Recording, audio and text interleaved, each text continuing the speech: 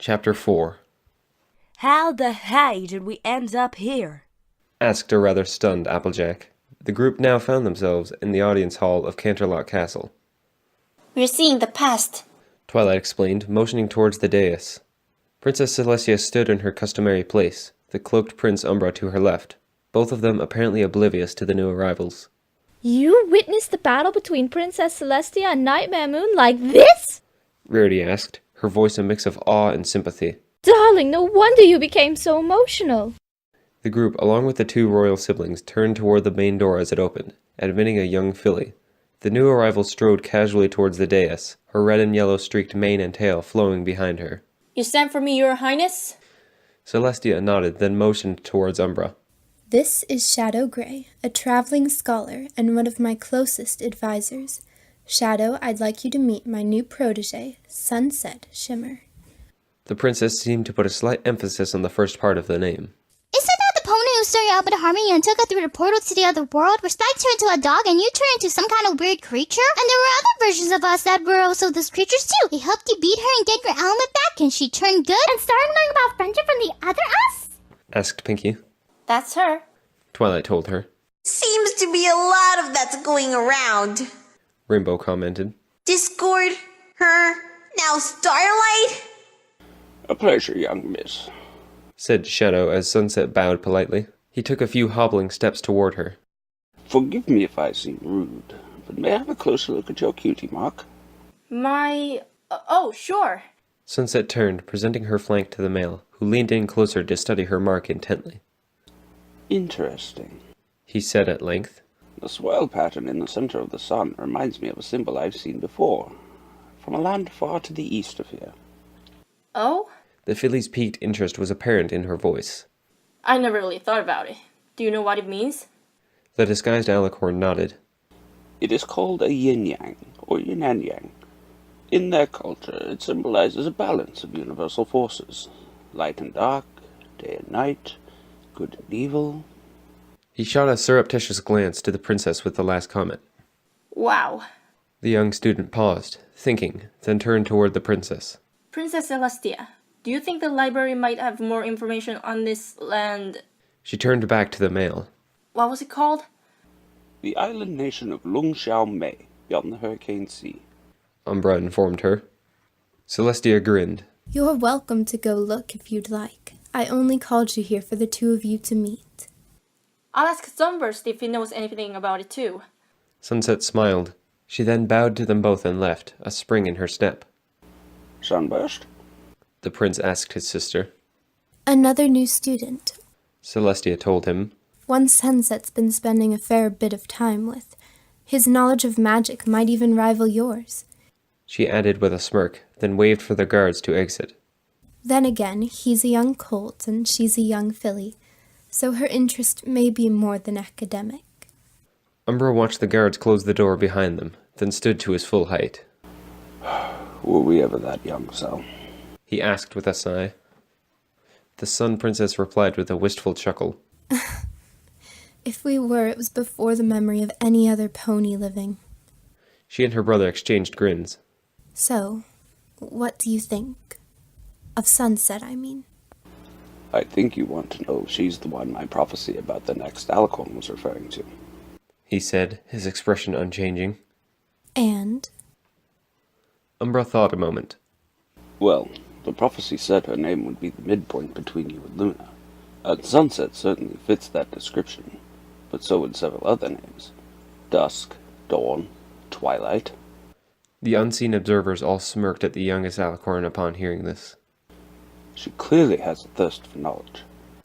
He went on. And I sense a great aptitude for magic within her. He paused again. I dislike being this blunt, but is she keeping some secret from me? Celestia asked. More from herself than from you, I think. The prince explained. I sense her search for knowledge comes from a split source, both a desire for knowledge for its own sake and a desire for power. If the former wins over her heart, she could well be the next Alicorn. If the latter gains dominance, she could become a threat. Celestia gave her brother a concerned look. A threat? How much of a threat? Do you still have Starswell's portal mirror? The one that opens for 3 nights every 30 moons? He asked, his tone grim. Suddenly, the group found themselves back in Prince Umbra's cottage, quite disoriented. You'll regain your bearings shortly, he told them. What, may I ask, did you see? Twilight was faster to reorient herself, having experienced the effects of the potion before. We saw your meeting with Sunset Shimmer and found out you predicted me becoming an Alicorn. Nothing that told us what this all had to do with me, though. Added Cadence, sounding somewhat frustrated. Can't you just tell us what this is about? A longer drink will take you further back. Umbra replied. You will understand better when you see for yourself.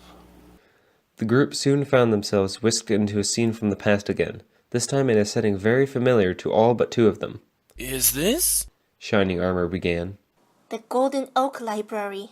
Twilight confirmed, the memories flooding back to her evident in her eyes. Nearby, Prince Umbra sat dejectedly, staring toward the door and not bothering with his cloak.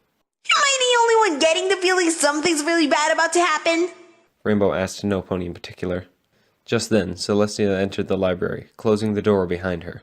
Brother, I know. He said flatly, drawing a confused look from the princess. you know, She asked. but no one had any intention of keeping it from you or any pony else. Acapella is as much a part of me as my horned wings. The prince responded, tears welling in his eyes. How could I not know that she's gone?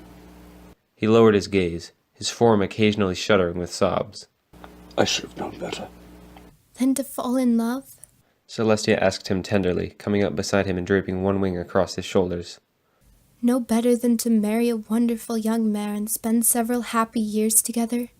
You and I are virtually immortal, Sel. He reminded her, his voice breaking. I should have known better than to believe it would last.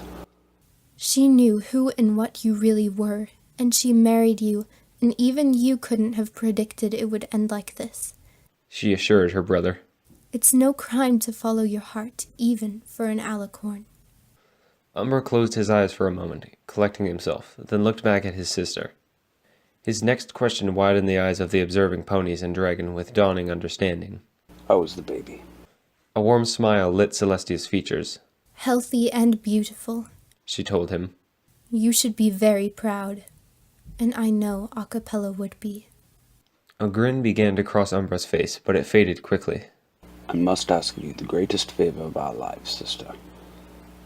You can give her a far better life and upbringing than I could ever hope to, especially now. Umbra, are you certain of this? The princess asked doubtfully. More so than I have been of anything in our very long lives. The prince assured her. A life of secrets and hidden identities is no life for a fool. Perhaps I will reveal myself one day, but I'll have your word that you will leave that to me alone. As you will. Celestia conceded. But will you at least name her? She is the newest princess, after all.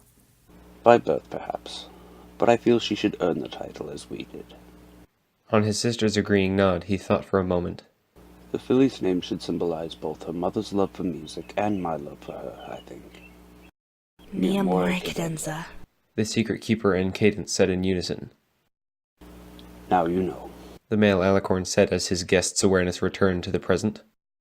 I want you to know also that I have ever been in the background, and am truly proud of you and all you've accomplished. And hope, one day, that you may find it in your heart to forgive me. Cadence looked from her sister-in-law and friends, to her husband, to the stallion now revealed to be her father. I'm not sure if there's really anything to forgive, She said, approaching the elder Alicorn slowly. You did what you felt was best for me, and if you hadn't, I might never have met Shining Armor and Twilight. She stood directly before him, looking him eye to eye. I will ask you to do one thing for me. You need only name it. Umbra said. If it is within my power, it will be done. She looked back to her husband, who nodded, then returned her gaze to her father with a small grin, then gently leaned her head against the side of his neck. To make your presence known to us at your Grand Fool's christening. The Alicorn prince smiled widely, resting his chin on the back of her neck and folding one wing around her. Count on it, my daughter.